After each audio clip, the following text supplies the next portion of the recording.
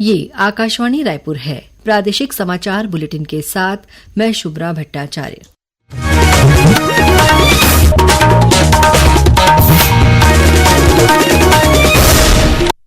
और अब पेश है आज के मुख्य समाचार। प्रदेश में सुशासन तिहार का तीसरा चरण आज से शुरू। मुख्यमंत्री ने सक्ती जिले के करीगांव और कोरबा के मदनपुर में लगाई चौपाल। जांजगीर में नए तहसील भवन का किया लोकार्पण। आज से रायपुर में नगर सुराज संगम कार्यशाला शुरू हुई। उप मुख्यमंत्री अरुण साव ने नगरीय निकायों के जनप्रतिनिधियों के साथ साझा किया विकास का रोड मैप। नारायणपुर जिले में सुरक्षा बलों ने आईईडी के साथ 2 माओवादी सहयोगियों को किया गिरफ्तार। और मौसम विभाग के अनुसार कल प्रदेश के कुछ स्थानों में हल्की वर्षा होने की संभावना। अब समाचार विस्तार से। प्रदेश में आज से सुशासन तिहार के तीसरे चरण की शुरुआत हो गई है।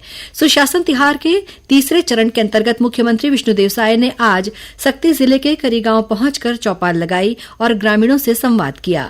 इस दौरान मुख्यमंत्री ने ग्रामीणों से शासन की योजनाओं के क्रियान्वयन की स्थिति की जानकारी ली और उनकी समस्याएं सुनी। श्री साय ने कहा कि हम गांव-गांव जाकर ये सुनिश्चित कर रहे हैं कि प्रधानमंत्री नरेंद्र मोदी की गारंटी के तहत चलाई जा रही योजनाओं का लाभ हर व्यक्ति तक पहुंचे।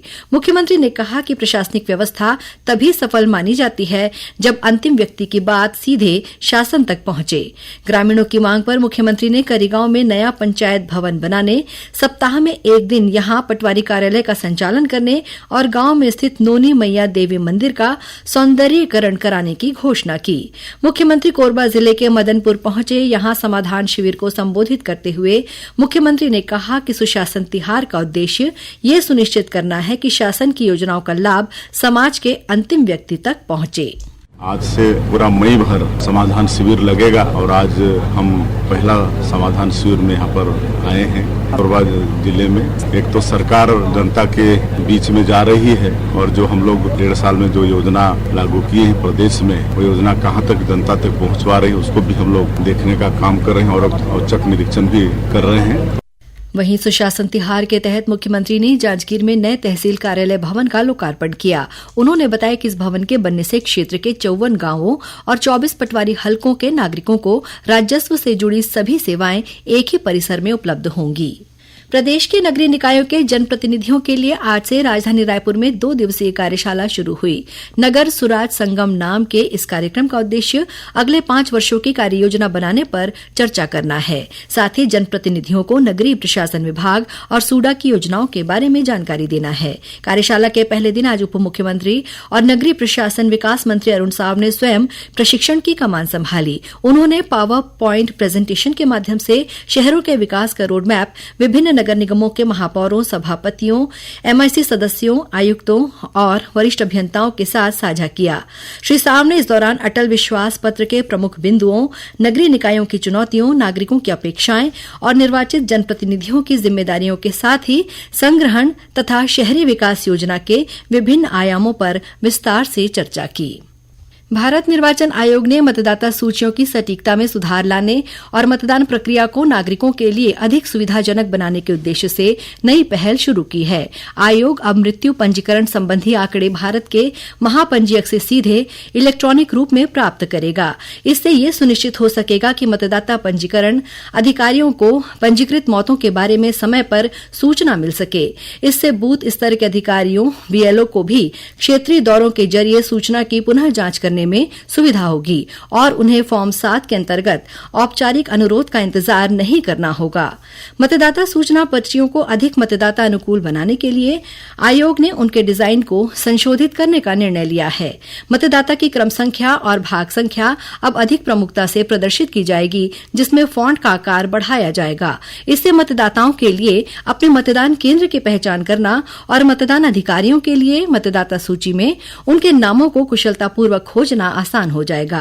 चुनाव आयोग ने यह भी निर्देश दिया है कि ईआरओ द्वारा नियुक्त सभी बीएलओ को मानक फोटो पहचान पत्र जारी किए जाएं, ताकि ये सुनिश्चित हो सके कि नागरिक मतदाता सत्यापन और पंजीकरण अभियान के दौरान बीएलओ को पहचान सकें और उनके साथ आत्मविश्वास से बातचीत कर सकें। प्रादेशिक समाचार आप आकाशवाणी रायपुर से सुन रहे हैं। छत्तीसगढ़ की खबरों से है आपका वास्ता और खबरों की विश्वसनीयता से है हमारा वास्ता।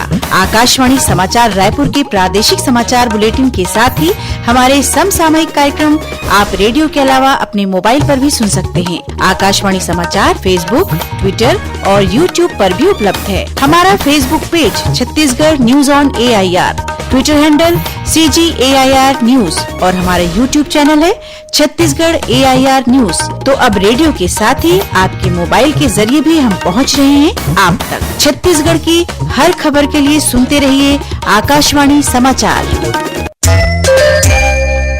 और अब आगे बढ़ते हैं बाकी के समाचारों की ओर। भारत जीनोम संवर्धित चावल की किस्में विकसित करने वाला दुनिया का पहला देश बन गया है। केंद्रीय कृषि मंत्री शिवराज सिंह चौहान ने भारतीय कृषि अनुसंधान परिषद ICAR द्वारा विकसित चावल की 2 किस्मों को लॉन्च किया।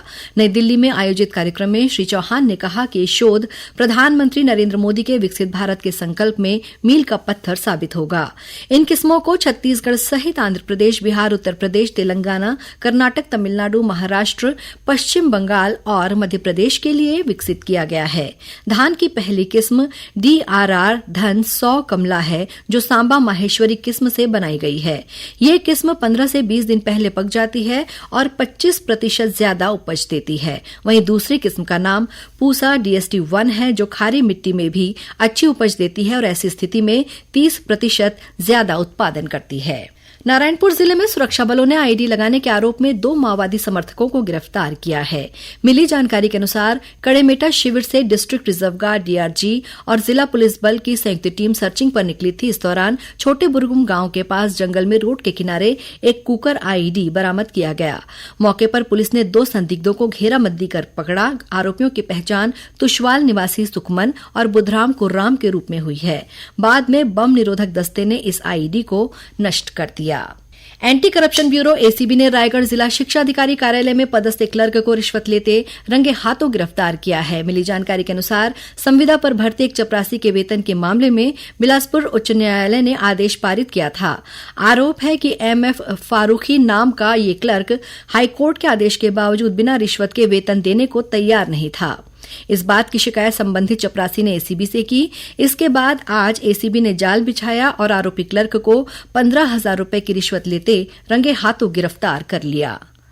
तेंदुपत्ता बोनस घोटाला मामले में गिरफ्तार DFO अशोक पटेल को राज्य आर्थिक अपराध अन्वेषण ब्यूरो EOW ने रायपुर के विशेष कोर्ट के निर्देशों के बाद दंतेवाड़ा विशेष कोर्ट में पेश किया है, जहां से आरोपी को 9 मई तक न्यायिक हिरासत में जेल भेज दिया गया है।